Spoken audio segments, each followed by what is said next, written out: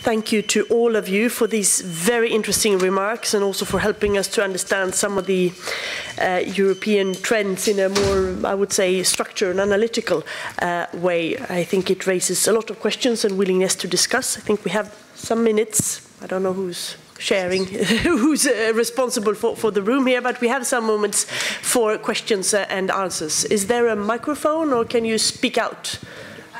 Yes, Heather, please. Hello, I'm Heather Grady from Open Society European Policy Institute. Thank you for 3 very interesting and rather complementary presentations on first Hanspeter, the recent past, very much the present now with Brigid and Renaud. So I just wanted to ask a question about whether the price of loyalty could go up for the member states that are neither leaving the EU nor trying to change the rules within it by unilateral action, which is perhaps the most dangerous form of differentiation, is unilateral declarations of being exempt from the rules. Now, Brigid, Laffan pointed out rightly the challenge from Poland and Hungary in terms of overriding domestic checks and balances and the rule of law at national level. But of course, the European Court of Justice ruling last week and their reaction to that raises a different kind of challenge, which is member states saying, well, I was part of that council decision, but I'm not going to pay any attention to it because it's unpopular at home. Now, for a member state to do that, especially 2 member states doing it and a third one saying it won't do that, I'm talking about Slovakia, that does rather raise the cost of loyalty to those who have implemented that council decision, even though it wasn't popular in their countries either, and who've had to go to their public and explain, yes, we are going to take people who have been given asylum in our country, even though we haven't had a recent history of that since World War II. For example, think of the 3 Baltic states which have done that. So how to deal with that in a system which Renaud Dehousse was pointing out is non-majoritarian. In fact, there's only about 20% of business ever goes to a formal vote in the Council. Might we see a turn away from QMV because of this, or in fact more use of QMV? What does this mean for the balance among the other member states that neither want to do exit nor voice on this issue? Very interesting question, maybe not easy to answer in a couple of minutes, but I think both of you might want to comment on this.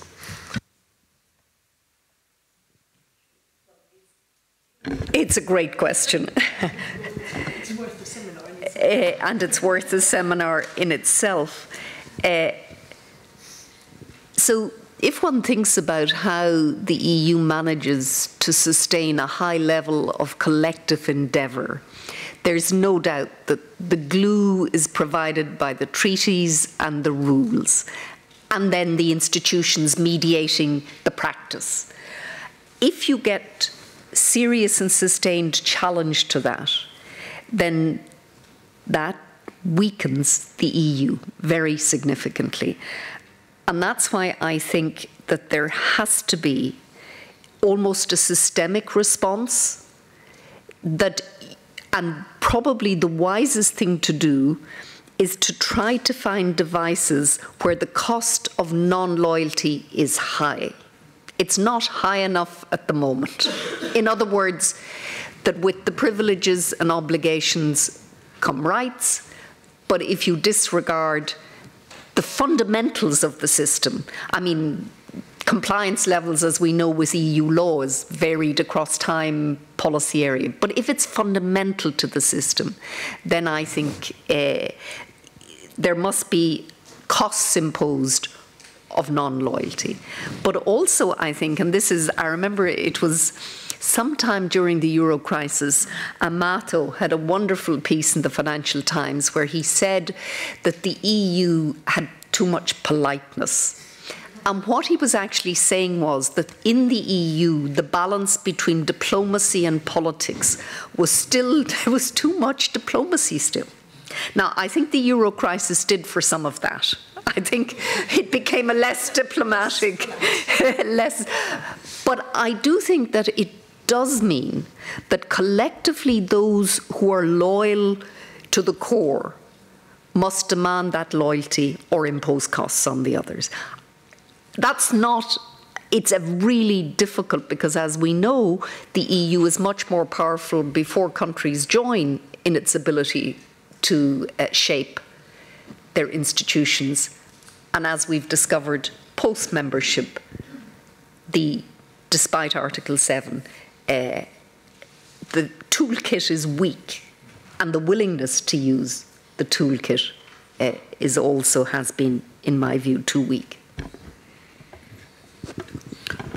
Just a footnote to that, and perhaps a dissenting footnote with Brigid permission, which is, I'm not sure the toolkit is weak. If you look at instruments of international governance, the toolkit we have at the European level is rather strong. It's stronger, I would say, with good reasons. Because history suggests that we have countries with different interests and different constituencies to cater for, and a limited capital of trust amongst them. Hence, the need for strong independent bodies to monitor the implementation and to ensure the enforcement of what has been agreed. And here, of course, it's also, at the end of the day, perhaps not a question of politeness, but appropriateness. That is to say, it's important that it be seen that the policing role entrusted in institutions like the Court of Justice and the Commission is a central element in the architecture of the system. Failing this, there will be no cooperation, period. So it's a slight invitation for those institutions to do what they have to do. Thank you very much. The gentleman over there. Stephen Blockmans. Is this working? Stephen Blockmans, CEPS, Centre for European Policy Studies here in Brussels. As a lawyer, I would hate to disagree with all the enforcement talk that we've had so far, and in fact, I fully support the effort to look for more nimble ways in policing the values. But the title of this seminar is Change and Diversity, and there's been a lot of talk on polarization, exit, loyalty, voice, immigration. Europe is changing, and it seems appropriate in this particular context of the museum to perhaps question whether this enforcement track on which we focus should be completed with a debate on identity. What is it to be European? Is there a difference between being European, to which the Brits belong, and to being within the EU? Is there a checklist? Should there be a checklist? So those are questions which go to the values which underpin the European Union. Should we perhaps not have a debate about what it means to be European and what values we espouse to before hurtling into a discussion on enforcement? Who wants to answer that question? Professor? Actually, I'm sorry. I was still thinking about what my colleague said before. Maybe I find the curve to your question, but about enforcement. If you take the case of Greece, there was a lot of enforcement going on. And you saw what, I mean, in my terminology, you got a lot of politicization back. I mean, I have to also a parenthesis to what Renaud Dehousse said.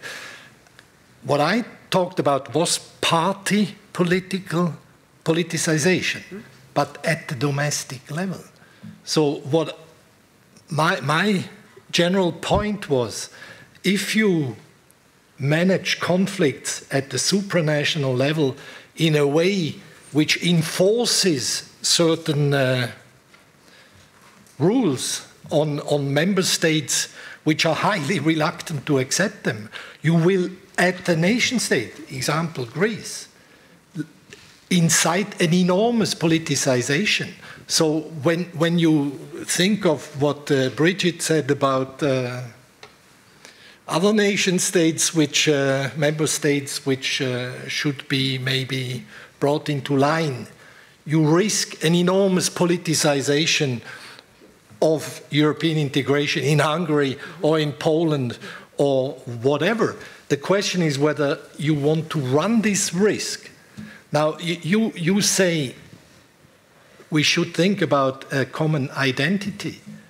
And one way how you get to, let's say, maybe not a common identity, but an awareness of what Europe is and what Europe stands for is by politicization. I mean, conflict can be highly productive, although, I mean, I see the ambivalence. Conflict can also be highly risky. In the Greek case, they ended up, I mean, the pro-Europeans, you saw it, also have been mobilizing much more than the pro-Europeans in all other countries. They were forced to get out of the closet and to defend the euro and to defend Greece's membership in the eurozone.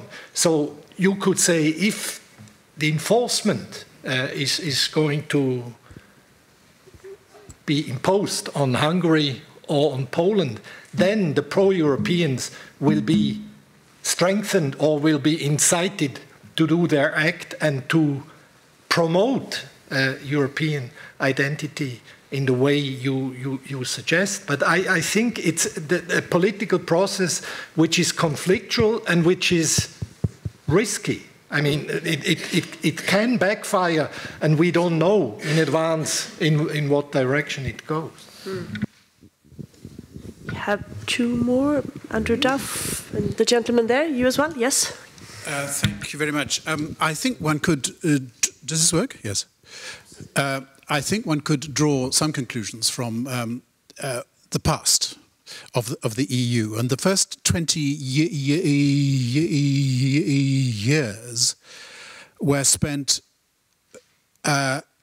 preoccupied because of the British problem. All the 1950s and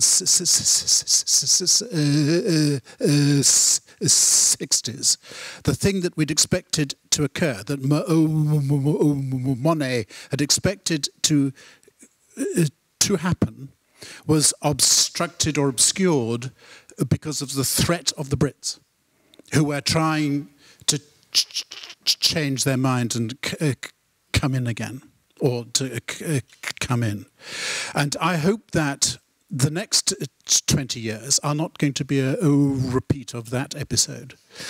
I'm pleased to say from President Macron's extraordinary and very long speech this afternoon, where he wants a convention, a new treaty, a federal fiscal taxation, and he's right. He's right. I think that's a sign that at least quite unlike his predecessor for the first Élysée Treaty, the thing I fear isn't going to happen.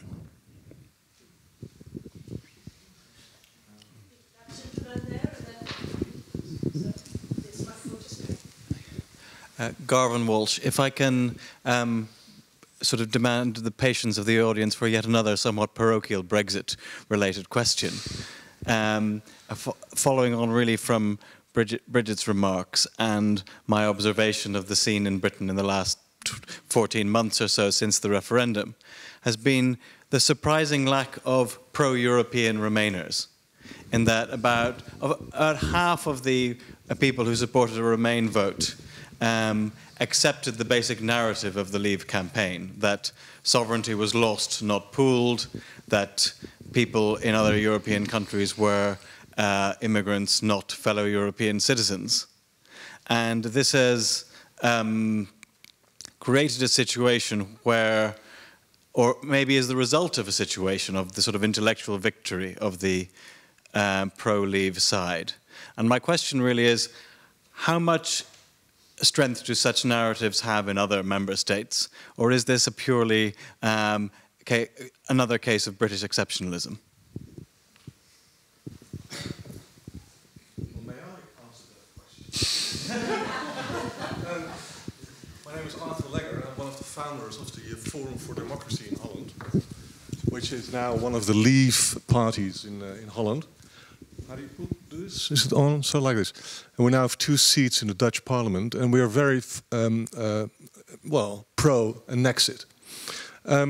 For actually all the good reasons Mrs. Laffan, Professor Laffan just said, that there has to become a more put down, more stamped down of the European Union on its member states, and let's say make it less diverse and less critical about its processes. So because we notice in my party, which is now has 2 seats in Dutch Parliament, we notice that our party is intellectually based. It's not populist or whatever. Do you have a question, yes, or is this a lecture? No, it's not a lecture. And so I will answer your question. That in Holland there's a very large grouping coming to existence, which is pro-Nexit. It's the Socialist Party, it's our party, some other parties.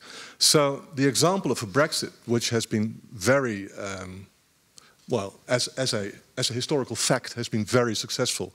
I'm not very sure about its outcome in the end.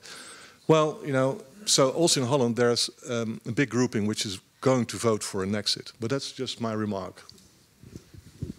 Thank you. We are running a little bit out of time here. I have 3 persons on my list. You, and you, and you. Thank you. My name is Thomas Grunert, and I do not represent a political party here.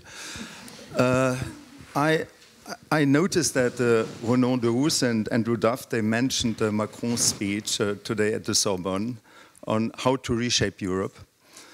I was listening to parts of the speech, and I highly recommend to all of you to read it, because apart from what Andrew said, there were 5 or 6 concrete proposals. I don't want to take your time away, but who is interested, I can tell you.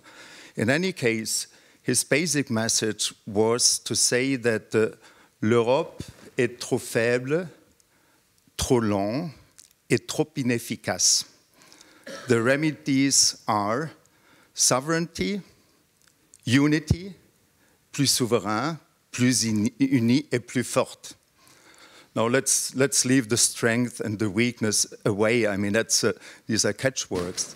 But when he mentioned sovereignty as one of the 3 remedy items, I thought about what does he mean by that? Inefficiency, okay, we have to cope with it. How can we fight the inefficiency and the slowness of the European Union? But sovereignty. And that brings me back to the question I wanted to raise here, because it was mentioned by Brigid Laffan, a differentiated approach to European integration. And I think personally that we need a differentiated approach. Now, Brigid, to make Europe more efficient, and you were talking also in this context about functionality, how can we proceed? What will be the real shape of a differentiated Europe?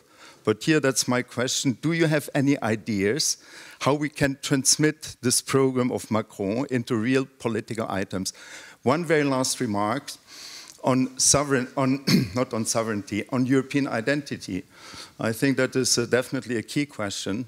And there also, to my surprise, Macron had 2 elements in his speech which may contribute to foster European identity, namely, and it was mentioned, Spitzenkandidaten. And the second element he mentioned was that half of the members of the European Parliament in the forthcoming elections in 2019 should be elected on transnational lists. Do you think this is a realistic goal? Thank you.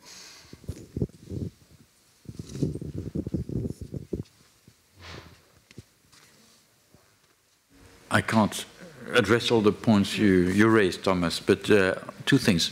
Sovereignty. I was trained as a lawyer, and therefore well placed, I think, to say that sovereignty is just a construct, right? It's not. Have you ever come across sovereignty in the street? No. By definition, it's a legal construct. What Macron tries to suggest is that if we Europeans want let's say, to have some influence about our future, we should give ourselves the instruments to shape that future. Now, translated in French political language, because there's a hardcore of people who do believe that sovereignty is something concrete, that you can sort of touch it. It gives this rather strange discourse, but I wouldn't attach too much importance to this translation exercise. It's just an attempt at responding to the, let's say, the political culture of the French people, which is indeed very much sovereignty-based. I'll stop here, I think. Anybody else wants to comment? I think this was more of a... Can I just say on identity, Europeans do share values in common. All the European social surveys tell us this. I think one needs to distinguish between state identities and the way in which official narratives of when a member state, when governments talk about the EU and how the official identity they have as an EU member state, and they all tell different stories about why they're member states. But at the individual level, at least if you look at Eurobarometer, and then of course we have to ask, is that a sufficient, how strong is the indicator? You will see over time that there are now a majority of Europeans that say they're national and European and appear to be quite comfortable with that mix.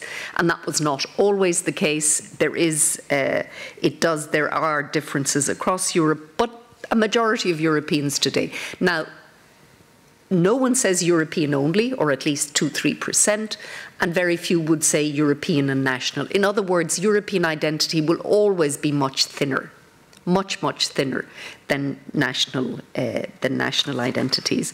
And then on the UK and UK exceptionalism, if David Cameron had looked at the underlying attitudinal base of the British on Europe, he would never have held a referendum.